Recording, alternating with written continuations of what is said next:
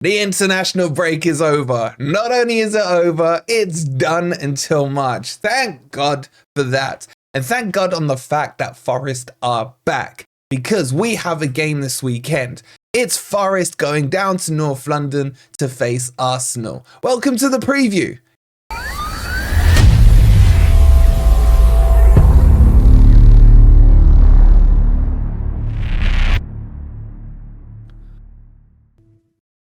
Good morning, good evening, or good night, and welcome back to Premier League football. Hope you guys are doing well.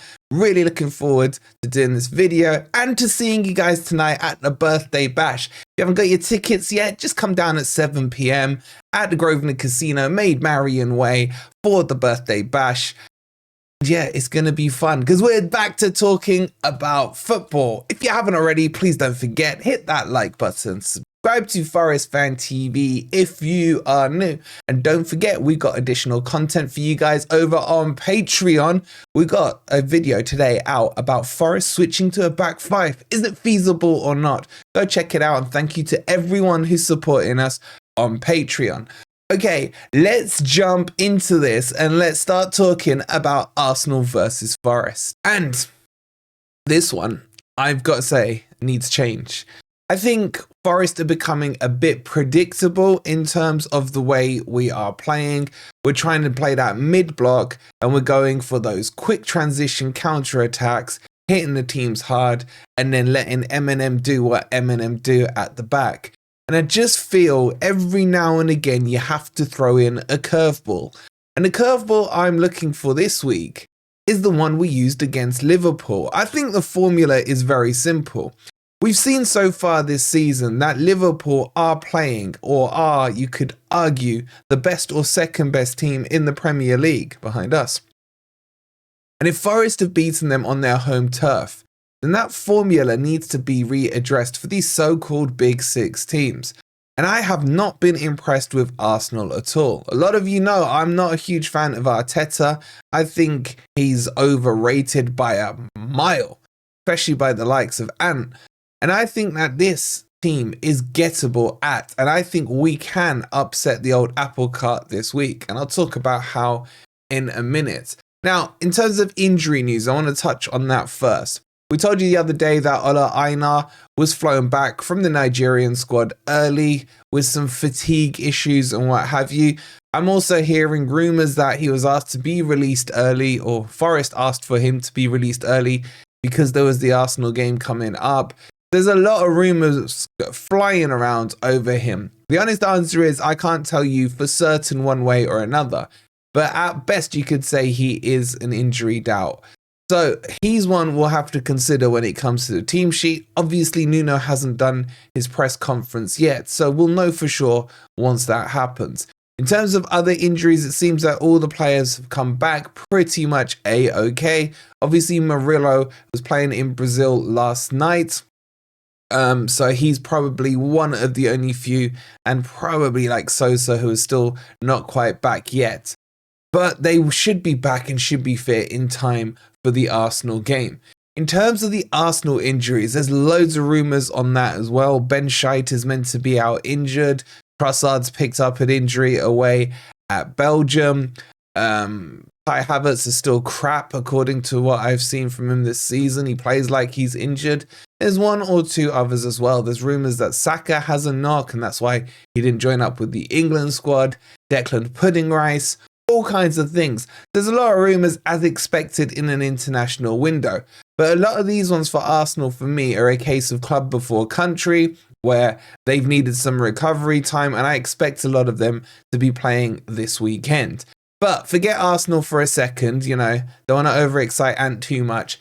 Let's focus on Forest and let me go into what I think our predicted team should be. Alright, so this was the team that we used in our last match against Newcastle, and the less said about that, the better. We will be talking a little bit about it tonight at the birthday bash if you come in, so get your questions and your thoughts ready for that. Now, I think it needs a few changes. I definitely think a couple of players need to be dropped.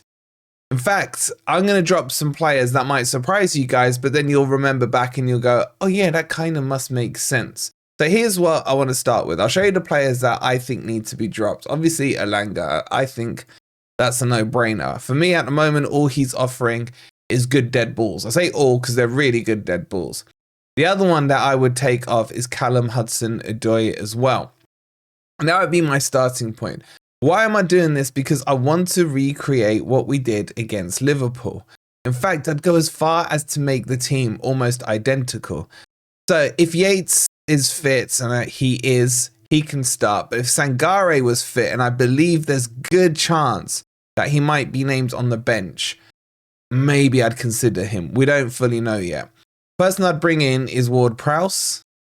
So I'd put Ward-Prowse into that 3. I felt we were overrun against Newcastle, and against these better teams, we do need to flood the midfield a little.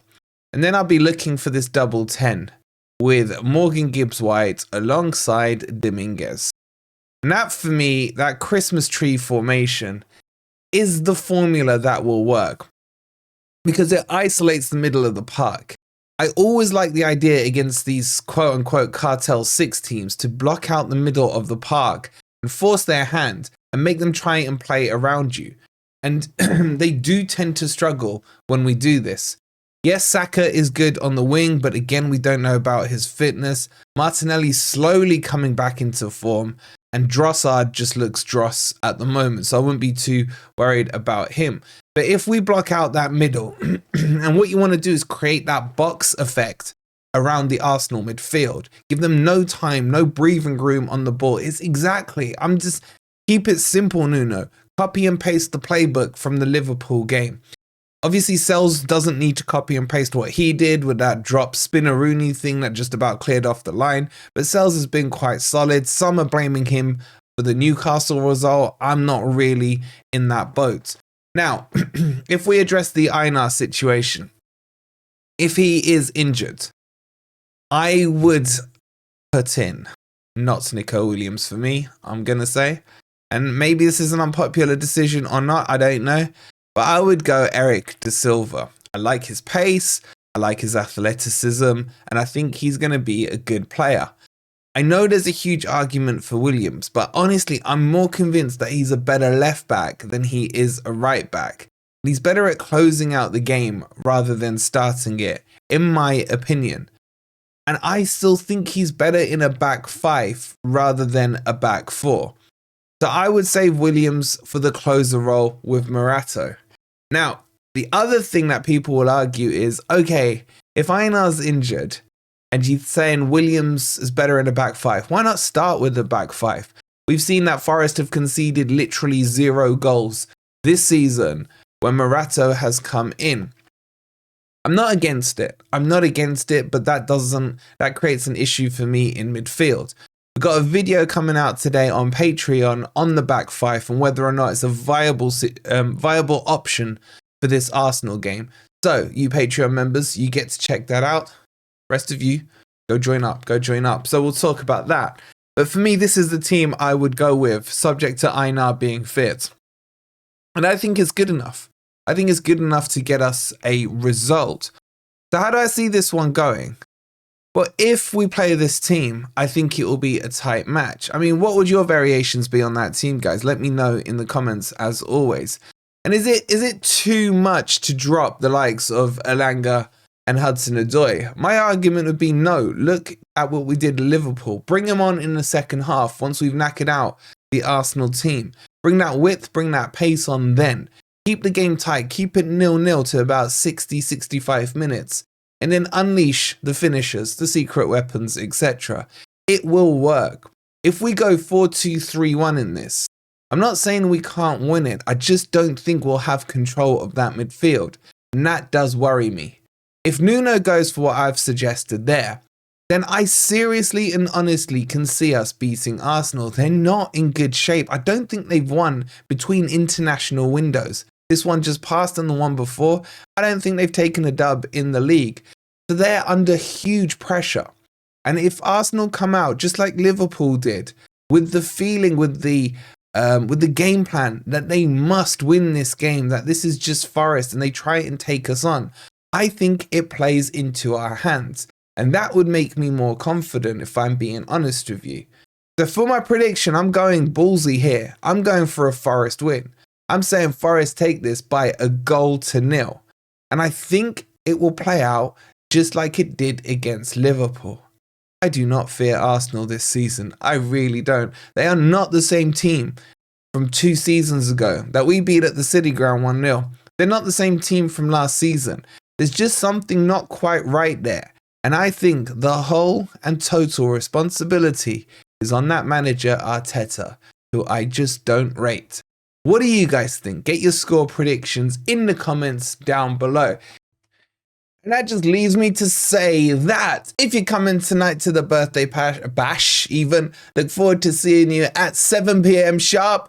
Dress code is casual, so I can't wait to see you guys. If you haven't got a ticket, turn up. I'm sure we'll be able to squeeze you in. If you haven't already, please do hit that like button. Subscribe to Forest Fan TV if you are new. Go check out our additional exclusive content over on Patreon. And if you haven't already, make sure you're subscribed to our second YouTube channel, The Footy Network, where we've got my predictions for this weekend's Premier League clashes. I'll leave it on the end screen for you as well. We'll see you tonight at the birthday bash or tomorrow on the next video. Come on, you Reds.